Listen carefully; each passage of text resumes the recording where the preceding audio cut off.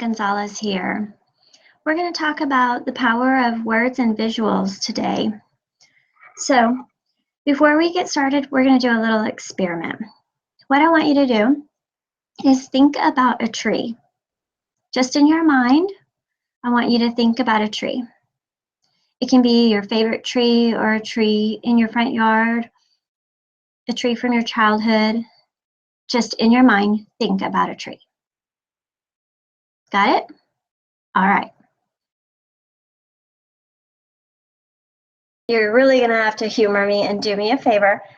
And I want you to put that tree on a piece of paper. So take a sticky note or a piece of scratch paper, any type of paper, and just that tree that you had in your mind, put it on paper. I'll give you a moment to get that paper.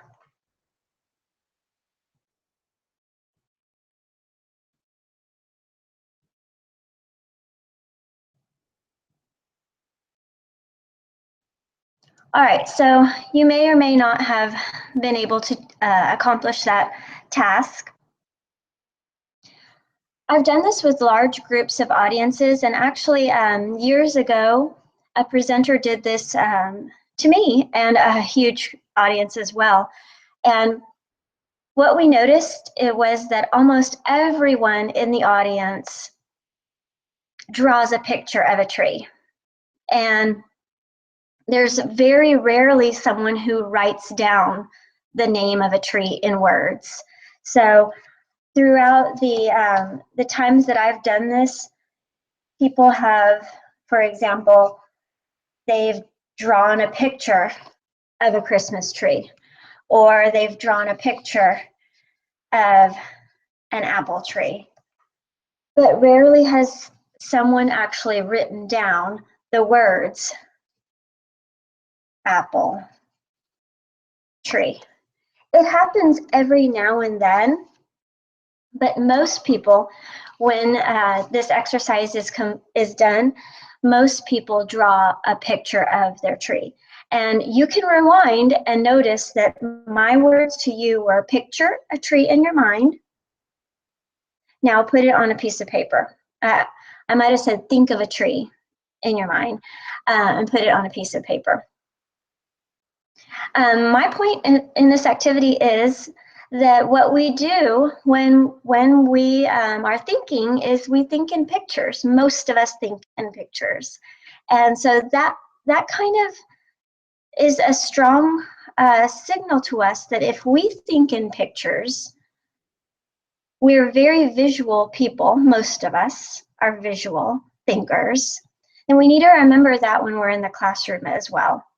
So the next thing I want to do with you is I want to give you a little bit of a language experience. So I'm going to tell you something, and you may or may not understand it. I don't know if you will or not. Okay. So I'm just going to give you a vocabulary word. Olovka. Olovka. So do you all know what I'm saying to you at this moment? Probably not. Unless you speak Serbian or Croatian or some Slavic language that is similar, you may or may not know the vocabulary word that I'm saying to you. So the power of my word, and even repeating it or saying it slowly, olovka, may not be helping you at all. So let's try the next strategy. Since the auditory didn't work for you, now I'm going to try something new for you.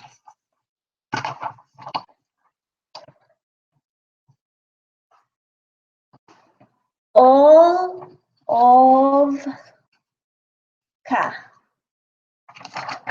Olovka. Olovka. Olovka.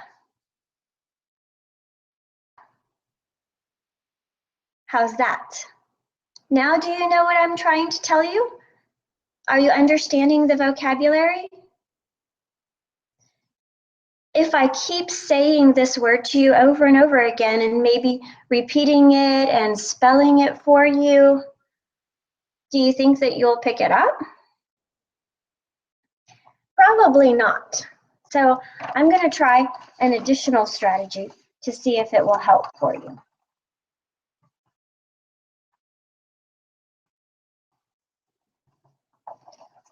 Olovka. Olovka. And how about if I pair it with this? Olovka. Olovka. Now you're getting it, aren't you? So now that I'm giving you this visual, it's helping you with the comprehensible input is helping you to understand the language. How about this one? Olovka. Even better, right?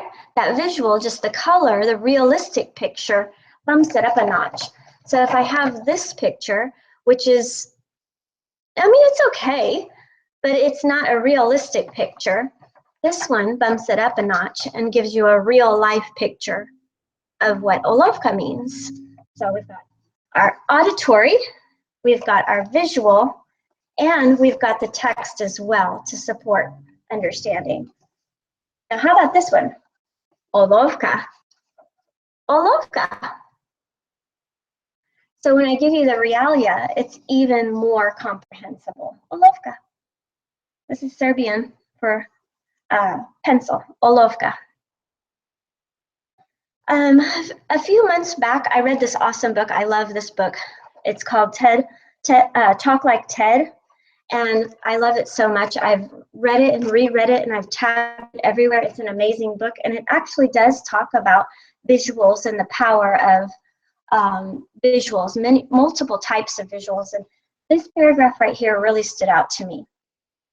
It's talking about an experiment that a professor did at a university in Santa Barbara, and he says, in Meyer's experiments, students who are exposed to multiple sensory environments, text, pictures, animation, and video, always, not sometimes, always had much more accurate recall of information than those who only heard or read the information.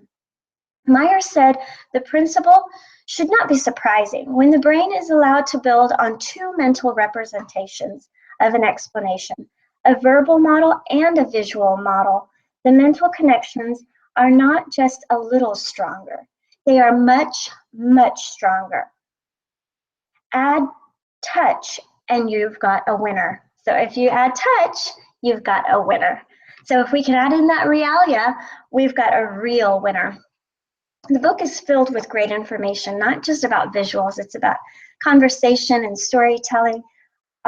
Another part of the book that really stood out to me related to visuals and vocabulary, it says here that scientists have produced a mountain of evidence showing that concepts represented as pictures instead of words are much more likely to be recalled. Put simply, visuals matter a lot. If you hear information, you're likely to remember about 10% of that information 3 days later. Add a picture, however, and your recall rate will soar to 65%. To put that into context, a picture will help you remember 6 times more information than listening to words alone. And if that's not worth it, I don't know what is. So my point to you is, let's add more pictures and visuals and realia when we can, so we can add that touch to lift it up a notch. Thanks for watching.